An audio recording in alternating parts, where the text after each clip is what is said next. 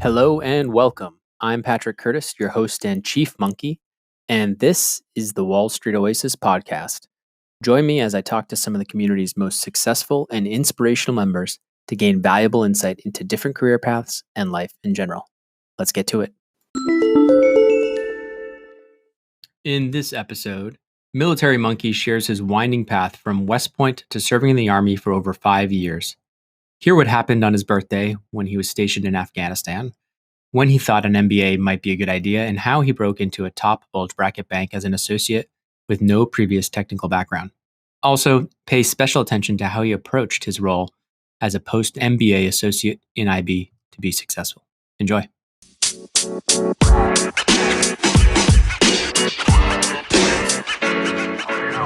All right, MilitaryMonkey, thanks so much for joining the Wall Street Oasis podcast.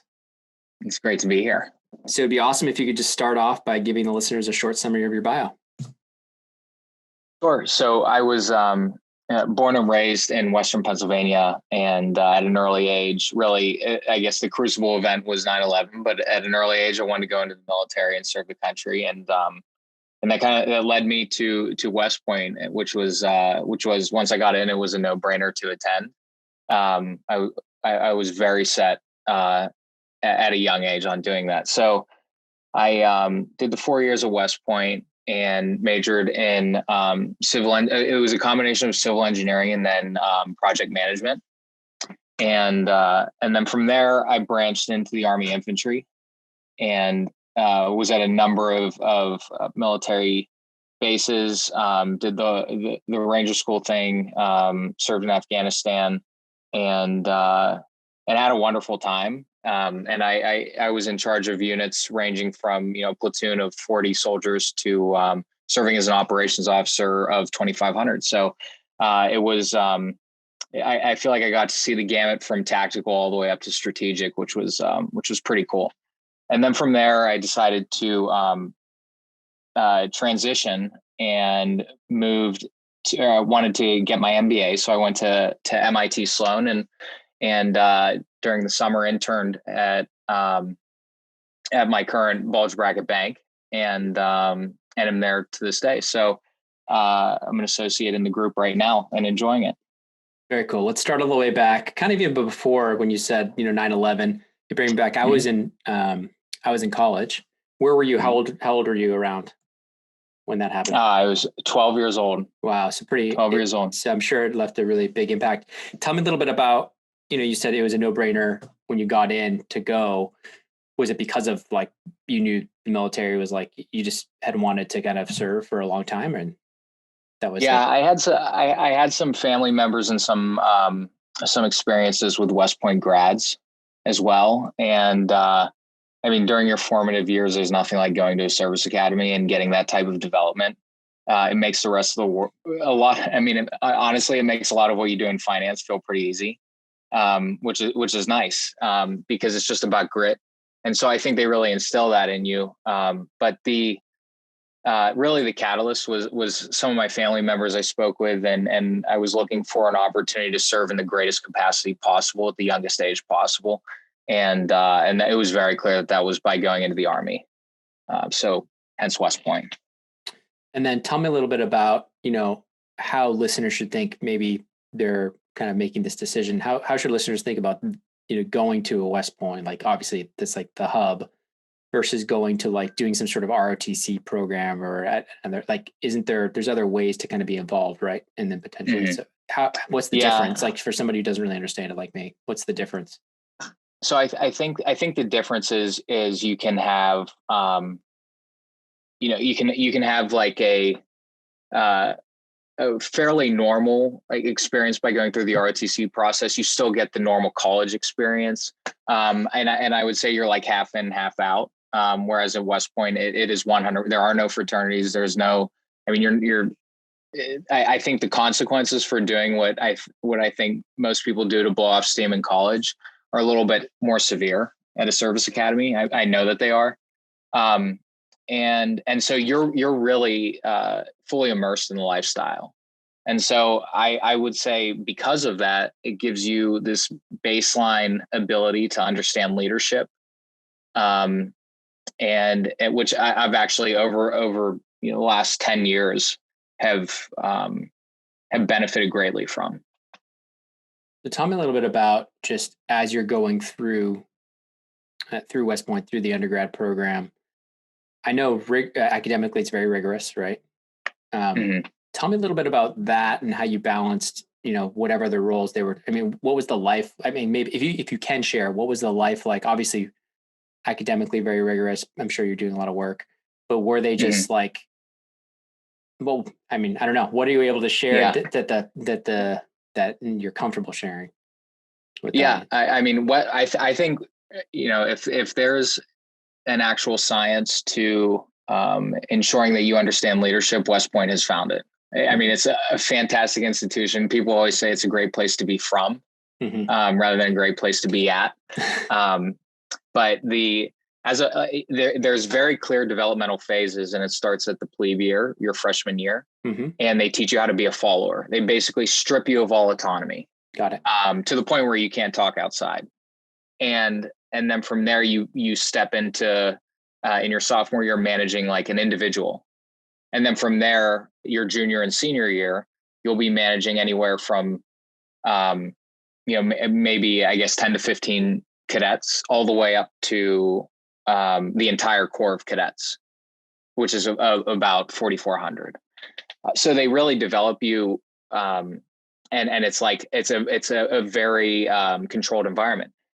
And then in terms of the lifestyle, they evaluate you in three pillars, and that's going to be academic, military, and physical.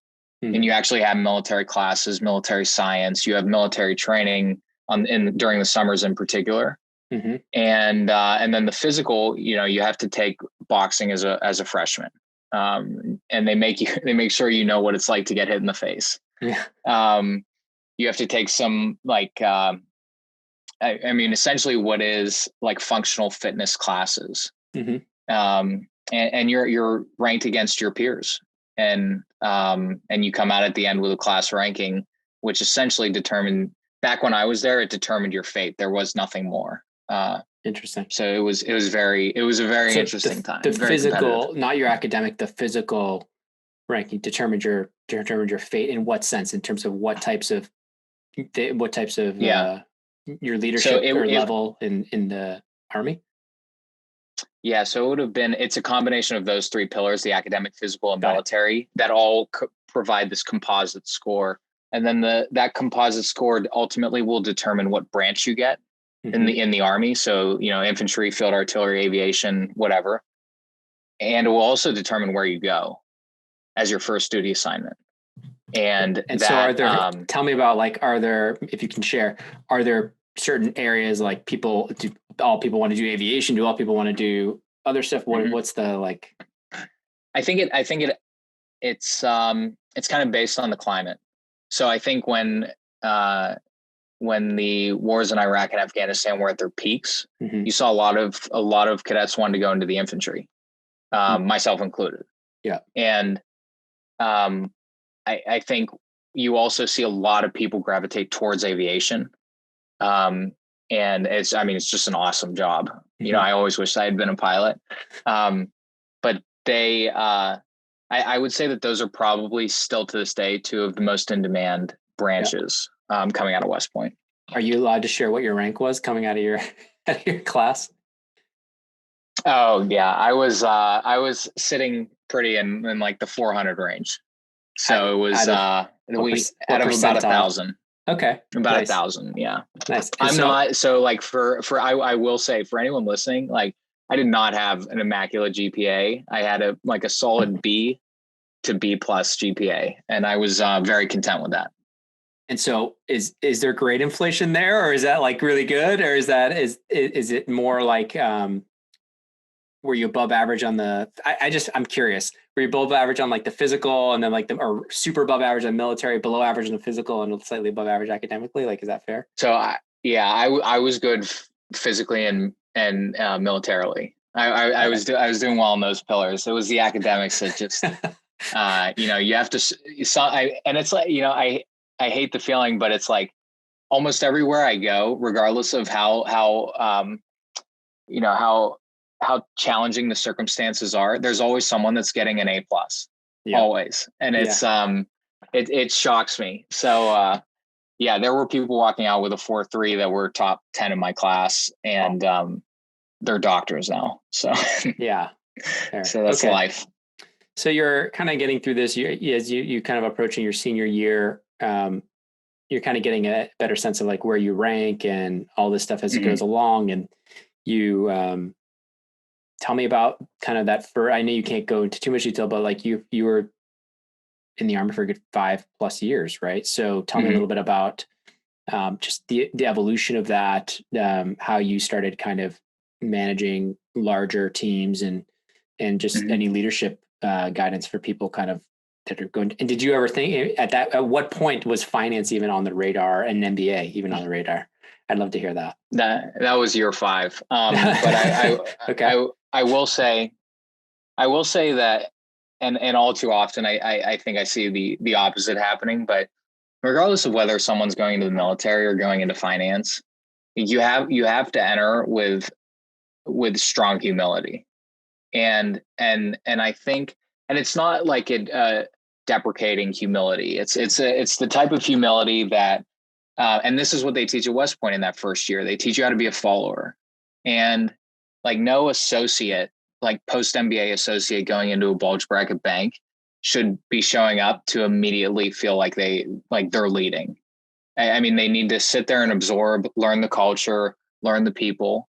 And so that would be my biggest piece of advice. And that's what, when you enter the military, you have a platoon sergeant who's been in the Army for about 17 years, but technically you're in charge of him.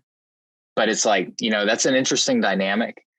And I was always told, when you show up, spend like 3 months just getting the lay of the land, getting to know people, helping them understand who you are, so that whenever it's time for you to start giving guidance, they're following you and they respect you, because getting buy-in is the step that so many people miss all too often. For sure. Yeah. And I can tell you a lot of post-MBA associates don't get that. So tell me, and tell me a little bit about, so as you're kind of going through your career, we'll call it, at the Army, and tell me about like any funny stories you can share, any scary stories you're allowed to share for the audience. Yeah. Okay. All right. So this was a good one, but I was in Afghanistan with my platoon, and I was with probably in total we had 40 soldiers, and we were living in this tent structure. But it was built up enough that it had like portable fire alarms in it, just to make sure that, if we got rocketed, or if someone, burned their popcorn or something, that the fire alarm's going to go off. And it was my birthday, and my soldiers attacked me. Like they physically attacked me on my birthday. And I fought back as aggressively as I could. But it was like 30 against 1, and they threw me in a chair and then duct taped me completely to this chair. And then, and we're on call to go on standby for missions in the event that we need to, and you're the boss, to launch. And so I'm attached to this chair, and they shove me in this dark room, and then just shut the door and lock the door. And also I couldn't speak. And so I'm just sitting there, and eventually one of the senior non-commissioned officers comes in and lets me up, and no missions happened, nothing like that. So it was all good.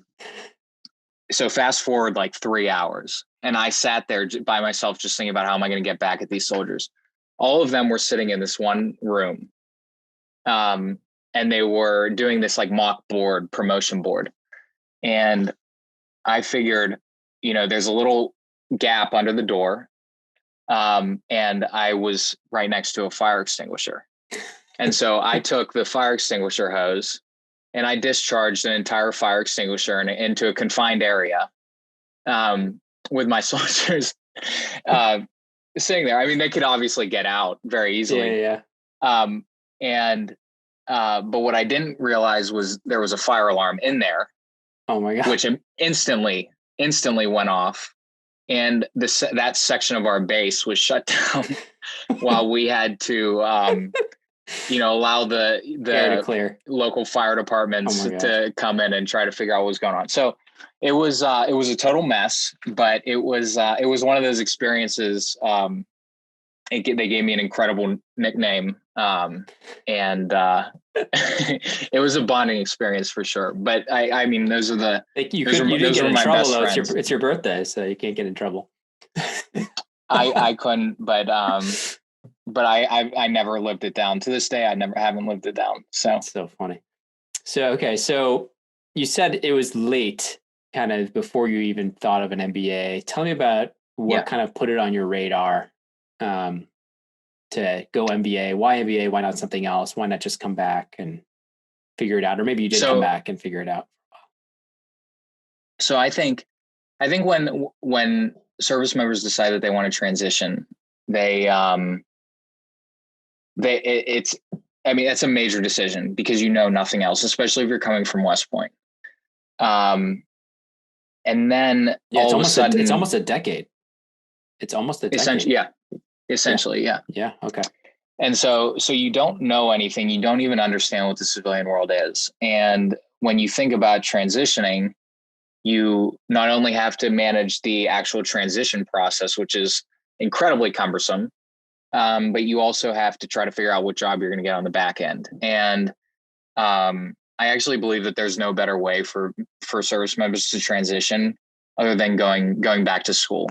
Assuming that they've accrued their education benefits, like the GI Bill, going back to school is a wonderful way for them to buy more time to really explore themselves and figure out what they want to do. So if you're in the Army long enough, they cover your MBA basically. Yeah. And it's really, and I'm like very passionate about this, especially not as much for officers, but for enlisted soldiers. I will always pick up the phone to speak with a veteran, and I speak with some enlisted soldiers who it's like, once you've done your first 3-year contract, your initial 3-year contract, they have 100% GI Bill. And so they get yellow ribbon on top of that, which essentially means, there are a ton of schools that are going to cover every cent on the dollar for your education. And there's really, that's such a good way. I mean, when you think about where these soldiers are coming from too, some of them come from such disadvantaged areas. And it's just such a wonderful benefit for them to really close the gap and be competitive in whatever industry they decide.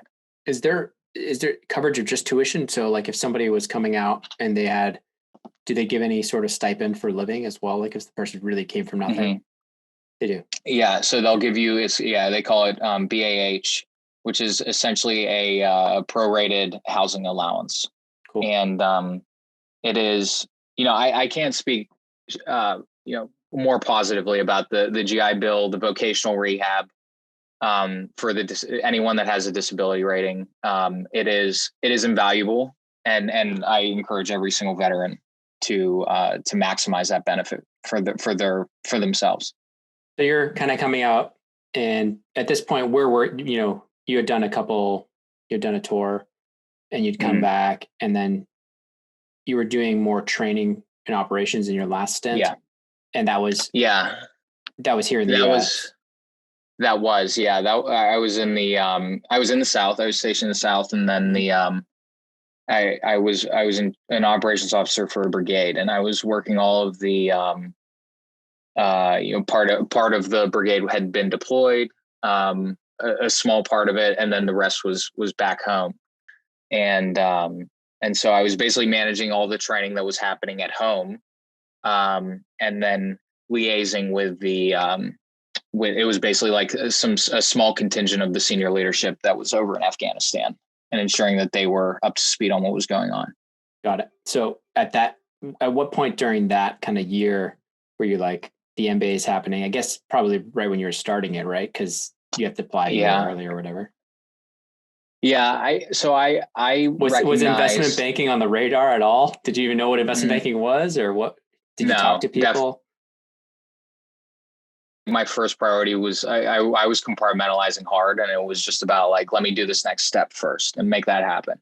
Okay. And I didn't know what I wanted to do. I did feel like I needed some technical skills, and I wanted to leave because as you get more senior in the military, you become further and further removed from the enlisted soldiers. And the enlisted soldiers are the lifeblood of the military. I mean, they are the best people I've ever met in my life. I love them to death, and they deserve the world, in my opinion. And I didn't want to be in leadership roles where I was continuing to get further and further removed from them to the point where I wasn't even interacting with them on a daily basis. So I went in. I decided to go to MIT because I felt like it had the strong technical pedigree as well as just a strong MBA program, and all the vets that I was communicating with all said, just get into the best program that you can, and then from there see what types of jobs are being offered. So if you didn't if you didn't know what investment banking was, recruiting happened so fast. Tell me what it was like those first few months on campus, and like was it like or was it how did you how did you kind of get up to speed and even survive these interviews? So we started I think official on-campus recruiting started October 1st. But when I got out of the military, I got out in I guess it was July. When I got out, I spent a lot of time just trying to research what I wanted to get into. Mm-hmm. And I was leaning towards finance because a lot of veterans who I really respected were actually in finance. Mm-hmm. And so I was gauging industries based on who has the coolest veterans, in my opinion. And so these guys that were in finance, I spoke with them for probably 2 months. And then when it came time for formal recruiting, I did a lot of exploration of different industries, and I kept coming back to finance. And did you look at like did you look at like marketing? What else? More corp thing? Yeah, I looked at, with MIT, they're recruiting, like big tech recruits heavily from there, obviously. Mm-hmm. And so I definitely explored that a little bit. I explored a lot of, I was actually really interested in some of the consumer companies that were coming on campus as well. Mm-hmm. I didn't really do too much off-campus recruiting. It wasn't until I really decided the industry where I started branching out a little bit more. But I used the on-campus recruiting as a way to explore and just have coffee chats with these different companies. And so I didn't really have to buckle down until probably November. So I got a solid month of just back-to-back coffee chats with those coffee chats are actually helpful for someone like you who actually you're actually learning 100%. At those coffee chats, and it's not just a networking exercise for you where you're trying to meet and I'll people. Be honest, I mean, the depth of those conversations, they were very superficial, and it was please don't try to sell me on anything, please just tell me what you do. And it was challenging. Again, a lot of it, I made a lot of decisions based on, did I feel like I clicked with the single individual that was representing that company or not? Mm. And that was, it was challenging, but it was the only way I knew how to get around it. And I think every veteran feels that challenge as well. So tell me how things progressed. Did you have like a lot of first round? So then the actual the coffee chats ended, and then the recruiting started. And then tell me what happened with, like, you did the on-campus recruiting. Did you just start dropping your resume? And then how many first round interviews do you have? Did you start striking out? Did you make it to final rounds on all of them? What was the hit rate and all that good stuff? Well, we talked about humility earlier, so I'll just throw this out there. I and my girlfriend had to live through this with me. I probably submitted my resume, because you could just click a button for on-campus recruiting, and it was, and so I probably submitted my resume to maybe 35 to 40 different places. And it was like, oh, this company is kind of cool. Like, I've heard of them in the past. I never met them, but, and I'd submit the resume. And I got shut down so hard in the initial, I guess 3 to 4 weeks. I got shut down so hard because I had never gone to the coffee chats. I was always kind of leaning towards finance. And so these consumer companies, They just blocked you out. Oh my goodness. I mean, I remember one job in particular. It was, I saw it was for some job at Disney. Yeah. And I thought, oh my God, Disney World's like my favorite place in the entire world. And it was like within 2 days, I got a rejection. And it's like, oh, well, I guess I'm not going to get a job for the rest of my life now. So, but what I do want to say is, in terms of the finance though, recruiting for finance, I did have a mentor at a boutique firm who was a veteran, and I owe everything to him. And he took me under his wing and he trained me on technicals. He gave me all the mock interviews that I could have needed. He gave me the very realistic down and dirty on banking as well. So I did not walk in without understanding what I was getting into. So I owe a lot to him. I owe a lot to my MBA program as well. But that was what did he tell you? Basically, it's going to be long nights. It's going to be really tough as an associate coming in. The analysts won't respect you. They're just going to be annoyed by you. Like, what did he tell you? Essentially, it's going to be the military. I mean, it was the exact same thing. You're going to work with people that have more experience than you, but you're expected to manage them. And you're going to work in an environment where, you know, a lot of things are in your control, and you can follow the status quo, or you can get creative and make it innovative. And if you make it innovative, you can actually, you know, you can go to bed at a reasonable hour. I to this day, I don't know why he did this for me. But he is, you know, he gave me everything I absolutely could have needed to make the right decision. And so when you started you did a lot of the coffee chats for the finance firm. So did you land a lot of first round interviews, or 5 or 3? Yeah. Or how many? Yeah, I would say I probably did 5 to 6 first round interviews. How many? Yeah. And how many super days did you get to? It would have been 3 super days. Pretty good.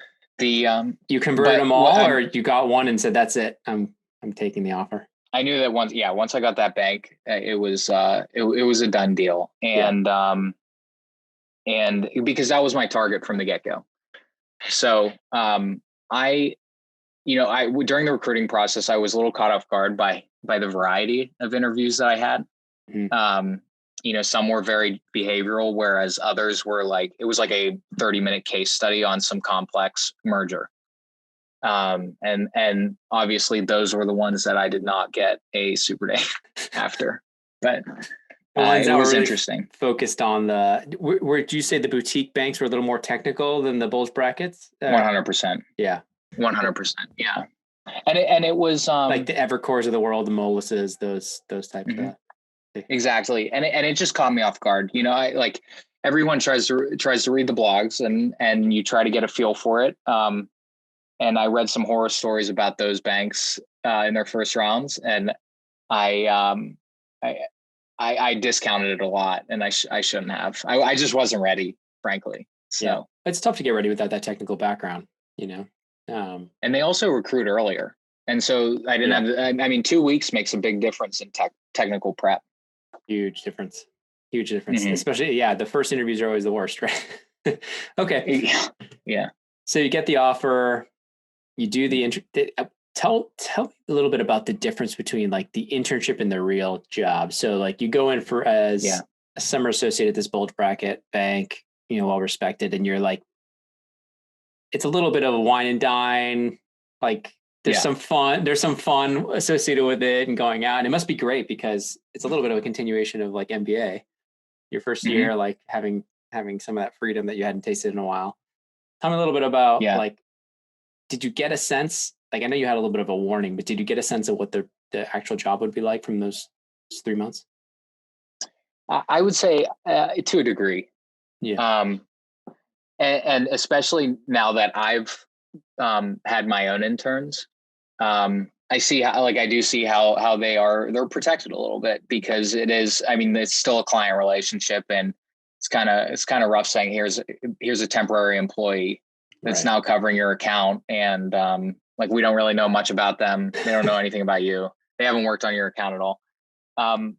But I would say that my firm was very, very good about giving me autonomy um, wherever I felt like I could succeed. And they would push me to the point where it was, I was always challenged, but I was never overcome or overwhelmed. Um, and so the internship was great. I mean, there were a lot more social events over the summer too, and Yeah. obviously we didn't have a pandemic going on. So it was great to interact with both the senior and junior bankers full time. Tell me about your progression with the analysts, like your relationship. I know it Yeah, sounds like you had the right mindset of just trying to like learn from them first, and then yeah, gradually. Yeah. yeah, absolutely. The analysts, I still remember my number one connection from day one of my internship was with a second year analyst at my firm, and he was incredibly experienced, great at modeling, and I didn't even know what our deal was, but I knew that this company wanted to go public, and I saw him in Excel, so I figured I might as well try to learn Excel because I really had never used it before. And he was so patient with me. He took the time to really ensure that I was understanding of everything that was going on. I also had a very positive and like developmentally focused associate who held my hand, and that was on the same team. So I was so lucky to get this associate and analyst pairing. And they showed me exactly. They showed me like this is what the job can be. You're just not going to do it right now because number one, you're an intern, and two, it's it's on a tight deadline. And So then what about specifically once you started like that relationship with analysts? And tell me about like the evolution of that. Like when you first like those first 3 months where you're kind of drinking from a fire hose, how you're trying to add value. So for other MBAs that are kind of going into this blind, going into banking, and maybe they're the military, maybe not, maybe they've done consulting pre-MBA or something, and they're kind of a little bit nervous. What would you say is like the biggest shock? And you're talking now full time, starting full time. Yeah. So the biggest again, my firm is very good at ramping you up, I think. Yeah. I was also, my firm was very conscious of pairing me with senior associates and analysts who I had worked with during my internship, which was huge. That is huge. And so I had like having the pre-existing relationships, I was able to step foot into, it was relatively new deals. Like I wasn't aware of the client at all, but I had already formed a relationship, and that was my goal during the internship. Is like this is relationship building. This is not like let me see how many deals I can close as an intern. Right. And so that was very helpful. But yeah, in the first 3 months, I was drinking from a fire hose. I probably still am. A year and a half later, and but I 100% of the time I was focused on listening to the analyst. And it's with a healthy amount of managerial ears. Like it's not like you're getting manipulated by the analyst so that everyone can go to bed at 8 p.m. Yeah. But it's like you're listening to the analyst to really gauge what are they doing, how are they contributing to the team, how do they expect an associate to contribute to the team, and how do you manage down while also managing up as an associate, which is it's still in my eyes the most challenging thing to do. Yeah, I think it's a brutal position. If you don't have strong communication skills, it's like you get eaten alive in that job. And I think too many people look up and never look down. Right. And so you're leaving your most valuable asset, which is your analyst. I mean, on every team, again, it's like the military. The enlisted soldiers are the lifeblood of the military. The analysts are really the lifeblood of investment banking. And it's like you're leaving them behind if you're not willing to make sure that you're communicating up, how they should be what they want and how they can be managed better, and that kind of stuff. It goes a really long way. So do you think you're going to be a lifer? all the way up through I MD, partner. What do you, one of those people are, what's the thought? I mean, because it's been a year and a half. I'm sure you've worked long hours. Do you feel like you're like getting your feet under you finally, like feeling good? You got the reps and stuff. Yeah, I feel very confident in my role. Very confident in client communication, which seems to be some kind of threshold where people are allowed to advance. It's like once you can send an email to a client, you can go forward. Yeah. But like I do feel very comfortable in my position. What I can say is every day is a little bit different. Every day presents new challenges. The last year since COVID, we've had more business than ever, and it has been nonstop. I've heard the associates at the beginning just completely obliterated. Correct. Every single person I talk to that's an associate is like, I don't sleep. Like the analysts, I think everybody's just, I'm seeing it in the forums a lot. It's just people are almost it's getting really bad because you don't have the camaraderie as much, Yeah. People aren't. That was the best part. Yeah. People aren't taking the time to be like, while you're waiting for a turn to bullshit with each other. Mm-hmm. It's like, That's exactly right. It's tough. It's a little more lonely. I'm used to it. I've been doing this for a decade, working from home. So for other people, I can see it. It's tough. So before we call it, I think I missed one part was just the transition from the internship to offer. Were you ever nervous that you were not going to get a return offer? It was. I was just nervous. So I didn't get an offer the last day of my internship, which I was expecting for 90% of my internship. Mm-hmm. And they just didn't give offers. The way they do it is they give offers probably a week later. Yeah. We were very good about having these weekly check-ins with our managers, and they would say you're on track. Okay. So I wasn't caught off guard at all, but that week was gruesome. I mean, it was painful just sitting there and waiting to get a phone call. But when it came, I was incredibly happy. I essentially accepted on the spot, and it was kind of a no-brainer. But awesome. It wasn't too nerve-wracking. Okay, that's good to hear. Yeah, I mean, I think for a lot of people, it can be. I mean, because it's not like 100% slam dunk, right? It's like 70 to 90% typically, from what I've seen. I would say that's very accurate. Yeah. Yeah. So it's a little nerve wracking because you don't get that. Imagine you don't get that, and then you have to go back to recruiting. It's like and I can say like the archetype of someone that doesn't get an offer is the person that buries their face in some model or some work stream associated with a deal and doesn't take the time to look up and form relationships. Yeah. I mean, this is all client relationships. It's all relationships in the office. That's why people are getting slammed right now. It's because like I don't talk to anyone all day outside of like Zoom calls. Mm-hmm. And so there always has to be a purpose for us to get on a Zoom call. Right. So it is it's different, but relationships are everything in this game, and I think it should be highly coveted as an intern, especially. Yeah, for sure. Anything else you'd like to share before we call it? Any final words of wisdom? No, I mean, to any veteran out there that's listening, though, I would say if you haven't given a lot of thought to finance, please do and reach out to any veteran that you can find on LinkedIn that works in finance, because they will give you a very candid perspective, and they will hold your hand throughout the way, because I wouldn't be here without the mentorship that I got. Awesome. I love it. Well, thanks so much for taking the time to share your wisdom.